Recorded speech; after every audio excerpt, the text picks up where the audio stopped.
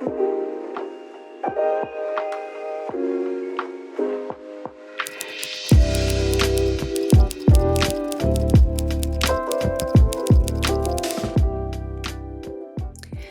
and welcome back. I'm so happy you're here.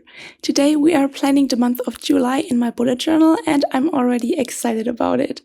I'll be showing you the color palette and washi tapes I'm using, and don't worry, I'll list everything in the description box in case you want to journal along with me, which I would absolutely adore. This month's layout is going to be light, summery, and what better theme for July than flowers. It's actually been a while since I've done a setup focused entirely on florals, so I've really been looking forward to this. For the cover page, I started by drawing a simple frame to hold the florals and the month's title. One of the best things about painting flowers is that you don't need perfect shapes. Nature isn't made of straight lines anyway, so I kept it really loose and relaxed, lifting my pen often and just letting the shapes flow naturally. For the titles and that cover style, I was inspired by Anna this time.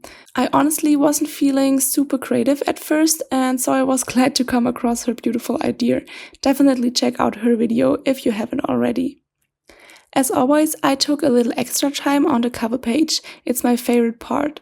I feel like this first page sets the tone and the mood for the whole month, and it's where I really get into the flow of the theme.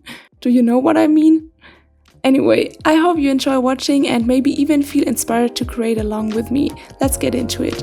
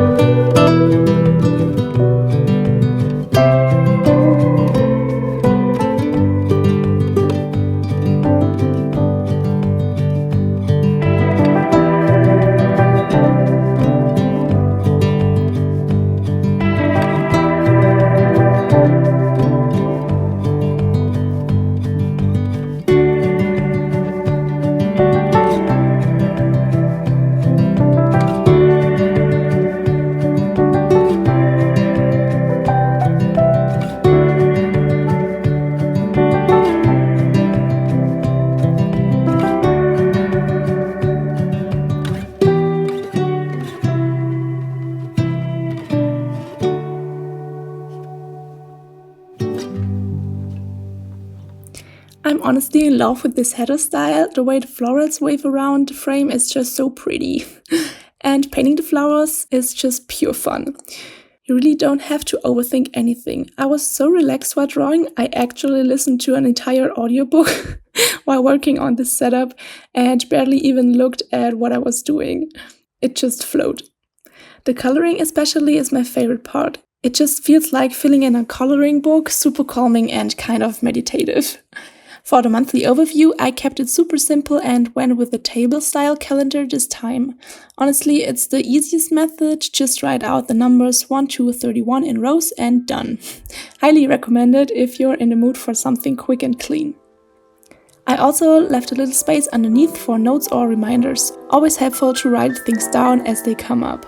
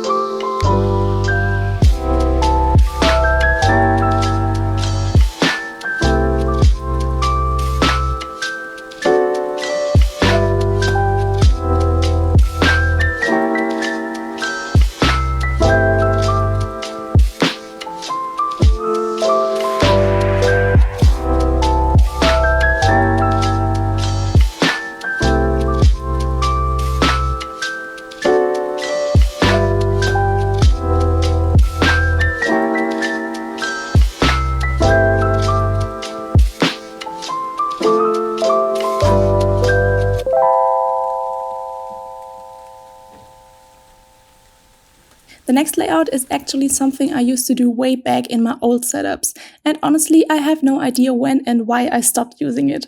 It's kind of like a one-line-a-day layout, but with a twist. Instead of writing what happened, I write down insights or thoughts I had that day. Just little things I noticed or realized, and they can be really random. Sometimes it's something I heard in an audiobook that got me thinking, and other times it's something as simple as I love black nail polish, which yes, I actually wrote down back in 2022 and it's still true. It's such a fun page to look back on years later, all those little moments and thoughts you'd usually forget. In the middle of the page, I drew a circle that says Insights of the Day, and I added small flowers along the top and bottom edges of the page. That way there's still plenty of space left for writing.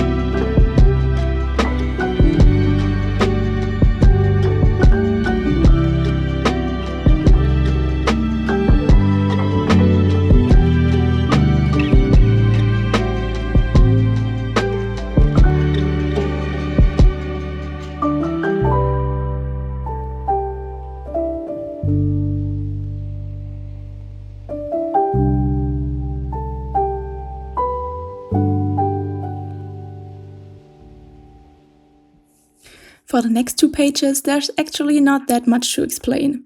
On the left page, I divided the space into 2 sections. At the top, I want to write down the most important tasks for the month, just to have a clear overview of what needs to be done and also what I can at least partly look forward to. The bottom half is reserved for some notes about our summer break. We're not going away this year, but we're adopting a dog. I'm so excited already. And I wanted to write down a few to-dos in preparation and maybe leave a little room to reflect on those very first days together. The right page is kept really simple because I'm planning to fill it with some photos of our new furry family member. So I didn't add too much decoration, just keeping it open for memories.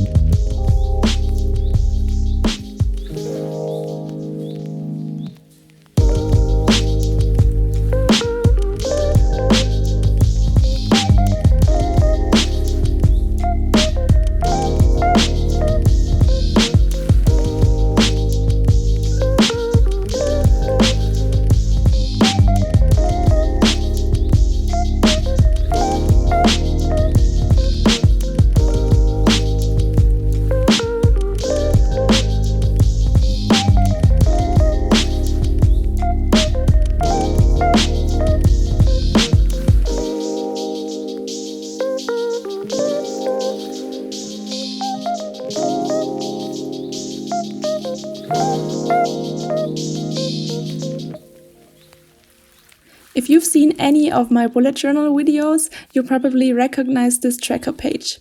Here I keep track of my social media numbers, just for myself, totally without pressure. It's just really nice to see some kind of progress, even if it's super small sometimes.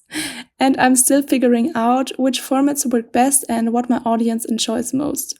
For example, since my last job update in May, I haven't been posting as often, and I realized it's not about posting every single day, but rather staying consistent in a way that works for you. This little tracker really helps me see that more clearly, so I'm definitely sticking with it. Maybe give it a try yourself if you haven't yet. And yeah, on the next page, I'm honestly not really sure what happened. I had planned to do a lettering page, but I'm super not happy with how it turned out. I didn't really plan it properly, just kind of started drawing. But hey, it was still fun to just doodle and go with the flow. And that's really what it's all about, right? That's why I'm sharing it anyway. Your bullet journal should mainly be about having fun. It's so not about how perfect it looks in the end.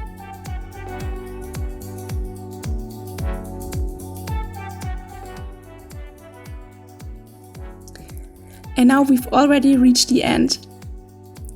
If you've watched this far, feel free to leave a little flower emoji in the comments. I'd love that. I'd also be super happy if you gave the video a like or subscribe to the channel. I hope you found some inspiration for your own journal, and maybe we'll see each other again in the next video. Until then, sending you lots of love and cozy vibes. Bye!